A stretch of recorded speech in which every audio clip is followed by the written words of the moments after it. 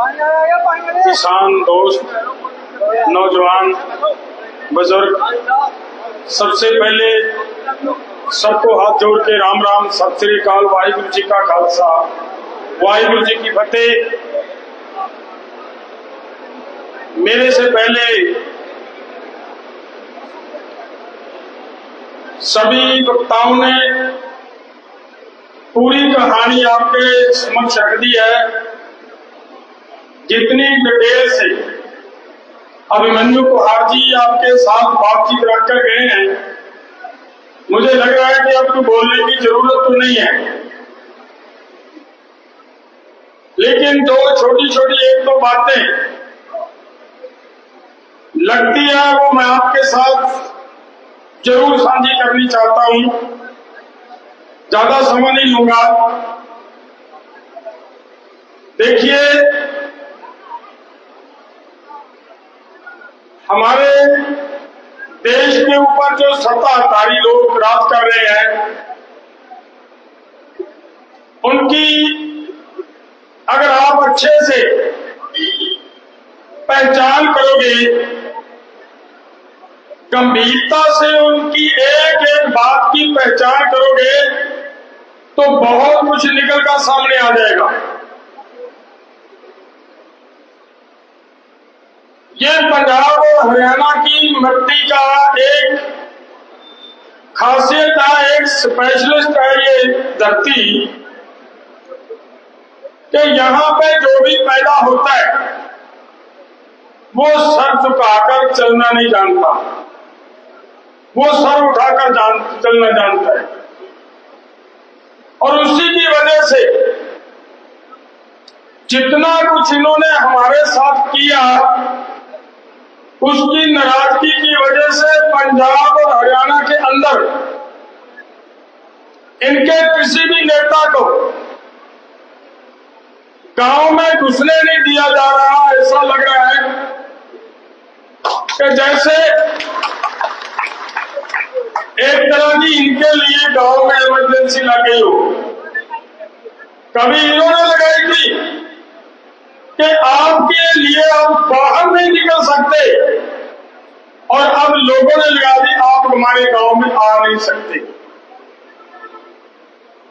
लेकिन मैं जो बात कहनी चाह रहा हूं, अब कुछ बातें पंजाब में हमारे वाली सीट है, हमारा यहाँ गांव में जहां से मैं आता हूं, वहां जो आदमी खड़ा है, आपने भी उसको सुना होगा, बहुत गाने गाता था, हंसराज हंस। लोग उसको ये कहते थे ये तो दरवेश है, ये तो फकीर है। लेकिन उस फकीर की वर्डिंग देखिए क्या है। 2 दिन पहले एक वीडियो वायरल हो रही है, लोगों को ये बता रहा है, ये चैलेंज दे रहा है। क्या बोल रहा है? बोला 2 तारीख आने दो एक बार, फिर मैं देखूंगा, इनसे मैं निपटूंगा, जूते मारेंगे। उसको ये नहीं पता वोट जूतों से नहीं मिलती। वोट लेने के लिए तो लोगों के जूते चाटने पड़ते, आप जूता मारकर वोट ढूंढ रहे हो। लेकिन मामला क्या है? सवाल यह है कि इस पार्टी की मानसिकता को समझने की जरूरत है। इस पार्टी की मानसिकता क्या है? वो नहीं बोल रहा, हंसराज नहीं बोल रहा, इस पार्टी की मानसिकता बोल रही है। जब आप लोग दिल्ली की बरूहों पर बैठे आंदोलन कर रहे थे, आपके हरियाणा के मुख्यमंत्री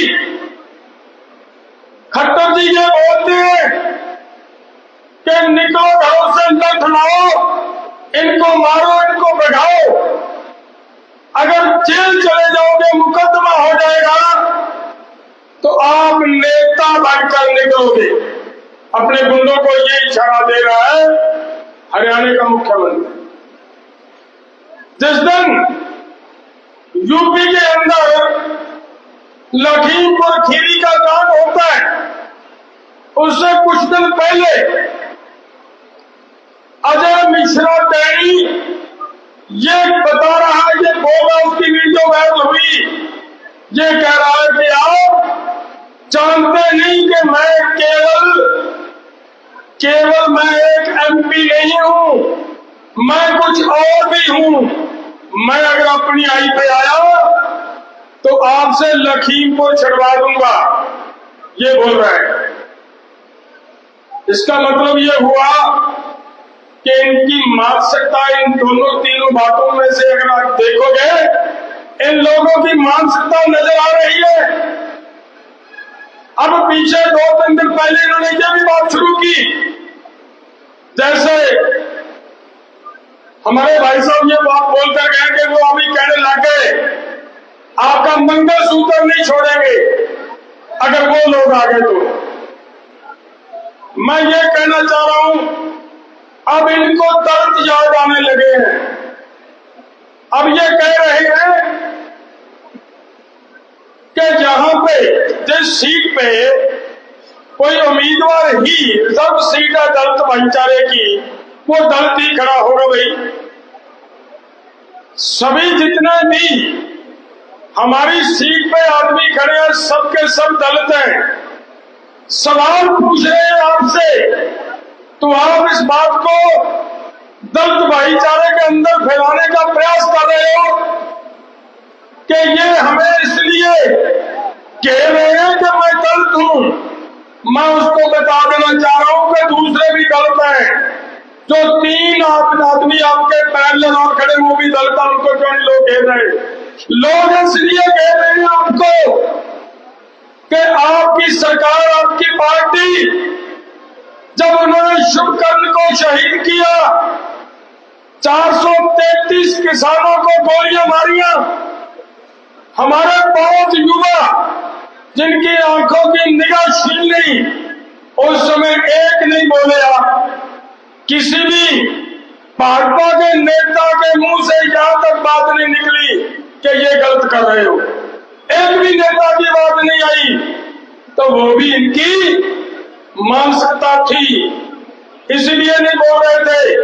वो गिनी साजिश के तहत हमारे किसानों को, नौजवान को शहीद किया, जख्मी किया, वो हिसाब पूछना चाहते हैं। लोग ये पूछना चाहते हैं कि जैसे भाई साहब ने बात कही, कभी इन्होंने रेल बेच दी, उससे भी अलग लोग ये भी पूछना चाहते हैं कि मोदी जी आप इस बात पे आए थे कि अगर हमें मौका दोगे, देश के अंदर, स्विस बैंक के अंदर पड़ा हुआ देश का काला धन वापस लाएंगे, और जो काला धन वापस लाएंगे वो आप सब लोगों में बांटेंगे, 15-15 लाख सभी को आएगा, ये बोला था। अब ये बात को क्लियर कर दो कि उस वर्ल्ड बैंक, जो उस बैंक के अंदर, स्विस बैंक के अंदर जो ब्लैक मनी पड़ा था, वो बढ़ गया या कम हुआ या निकल आया या वहीं से कहीं पे और बढ़ रहा है, उसकी अब वो कितना है, अब वो तो बता दो एक बार।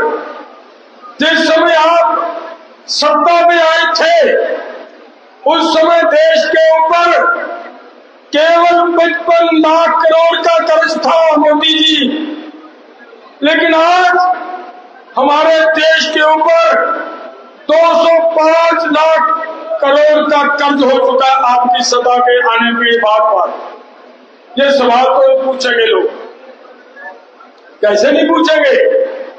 ये बनते हैं। लोग यह भी पूछेंगे कि आप बार बार ये कहते हो, अगर किसी भी देश के अंदर जाते हो, कि भारत दुनिया के सबसे बड़ा लोकतंत्र है। अगर यह सबसे बड़ा लोकतंत्र है तो इस लोकतंत्र के अंदर कि अपने ही देश के लोगों को अपनी राजधानी के अंदर लोगों के साथ किए हुए वायदे याद दिलाने के लिए आप राजधानी नहीं आने दोगे? ये लोकतंत्र है? लोकतंत्र नहीं है ये। ऐसा अगर इसको वो लोग लोकतंत्र कहते हैं, फिर तो मेरे देश के लोगों को सोचना पड़ेगा लोग तो ये भी जानना चाहती हैं कि जो भी भाई